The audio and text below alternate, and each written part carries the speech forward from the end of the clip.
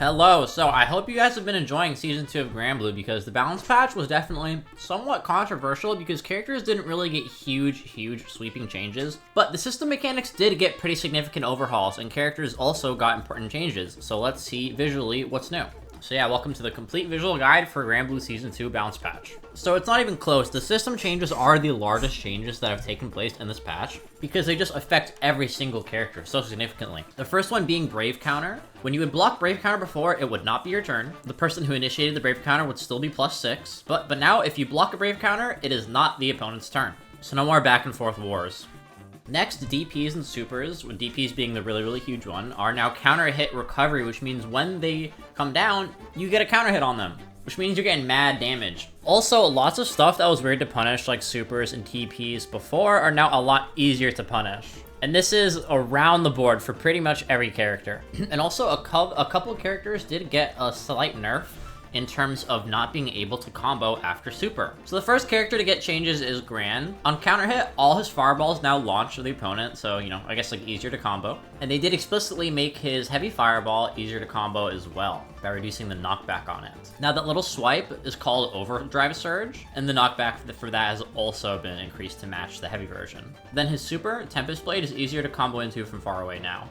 The next character that got changes is Catalina. So her light wall now, a little bit easier to confirm because the screen is gonna pause now when you block an attack with it. So for Catalina, they've changed her routing a little bit. She can't follow up her front step slash with a medium anymore. She has to do it with a light. So it'll make her corner to corner a little bit weaker, but you know, she's still able to do some pretty good stuff. For her ultimate fireball, it's now, instead of +2 on hit, it is now -4. Now, as for Charlotta, they wanted to make her jumping you a little bit easier to combo off of, so the enemy doesn't get knocked back as much. But also, her light DP, now, they've standardized the frame data. It doesn't matter if the second hit only hits on a croucher or a stander, it's always going to be -4. The pushback on the second hit has also been increased, but near the corner, it will not be increased, so you can definitely get like a grab punish.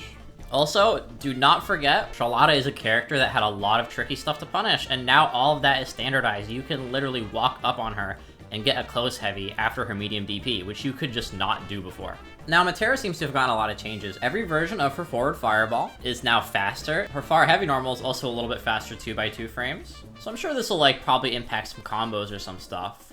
But also, she's obviously just that little bit harder to deal with. With her zoning. They made the hitbox a little bit bigger on that raining fireball thing. But more importantly, any version of the Great Fall, which is the raining fireball, if it's on the screen, you could not DP before, which is her ult DP. But now you can always DP no matter what. Fairy's changes are interesting. It definitely seems like a patch of the zoner a little bit, you know? All the zoners got changed. So for her buttons, far light, far medium, far heavy, and crashing medium, they basically just increased the startup by a little bit of frames, and also changed some of the hurt boxes, and up the clash level.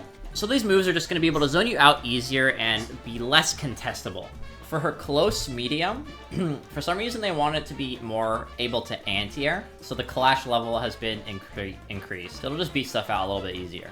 Now for Iron Ball, this unique skill thing, you used to be able to Brave Counter immediately. Now, I'm blocking, I cannot Brave Counter until the last part. Then for her use skill Tromba, my bad, I can't pronounce that. They just made it a little bit easier to combo into. So Zeta has some interesting changes. The launch, when you actually get a hit, off the down back, down down, or down forward versions of her Arvis Spear, it now just launches that much more. And I was actually doing combos the other day to test how these changes would feel. And honestly, yeah, like look at this B&B. It is so much easier than before to just get this combo to work. So they kind of wanted to make her execution not as difficult. For all versions of her parry, she can't hold it as long. It's like kind of around half. You used to be able to hold it for 42 frames.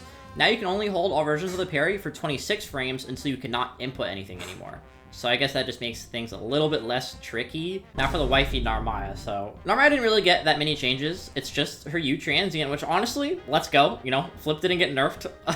But this move was actually just so useless before because you would get hit out of it pretty much no matter what. But now you can actually use it as an anti-zoning tool. It'll be invincible, so you will not get hit out of it anymore. You can actually get punishes on stuff. So that is very nice. Now the changes for Zoe were some quality of life stuff. Her jumping U normal, they expanded the vertical hitbox on it, so you know, just makes it more difficult to whiff. And on counter hit, it will always knock foes back. They said this was to fix weird situations where you get the hit and they're behind you.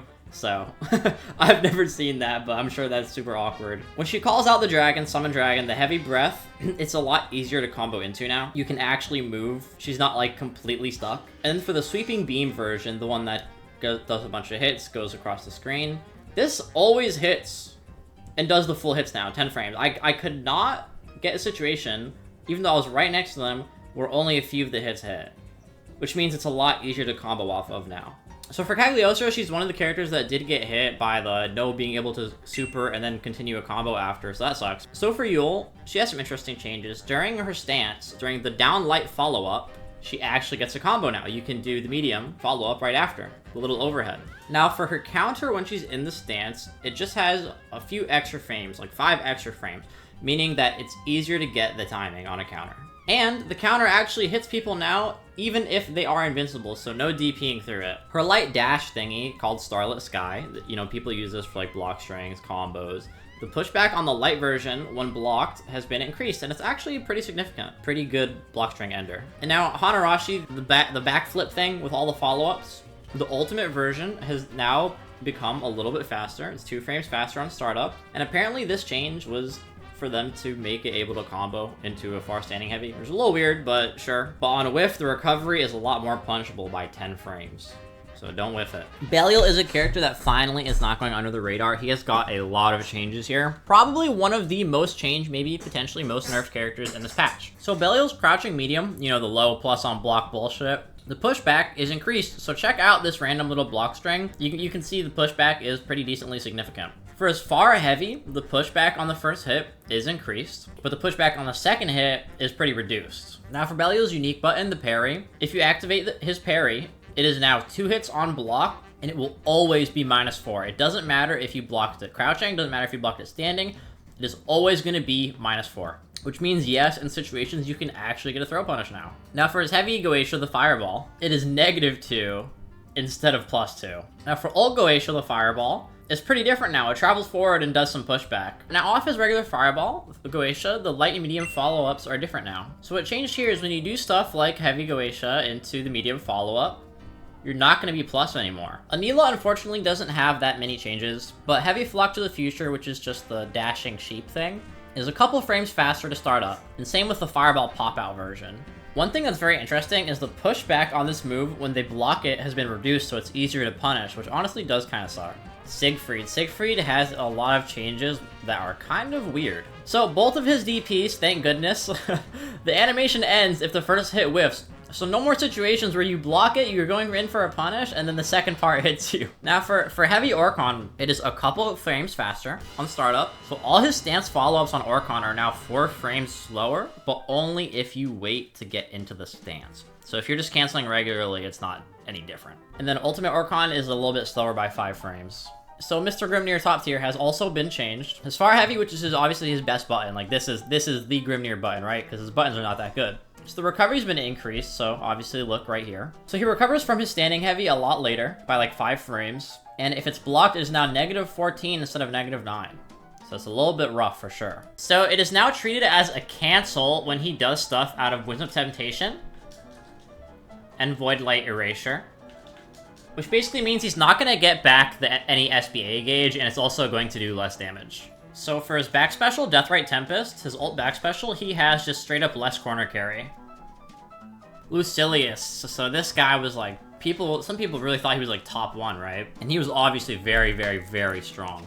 So on whiff and on block, he gets like half the blade level now. This is definitely a very big change to Lucy. On hit, you're gonna get the same. Okay, so for 2B, you know how you would have these weird trade combos happen?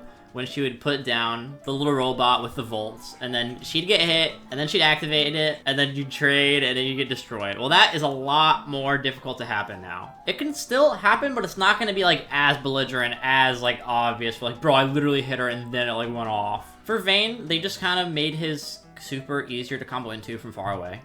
That's like literally it. Now the final change is Icky Vicky, Vikala.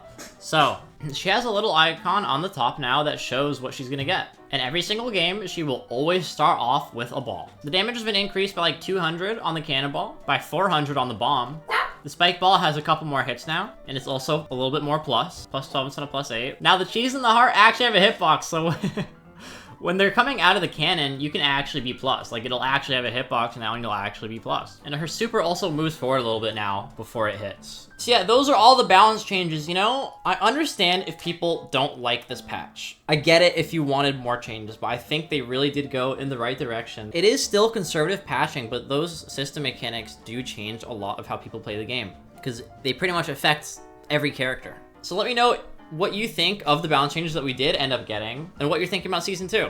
And I hope everyone's having fun, and also hope Sandalphon is broken. Bye.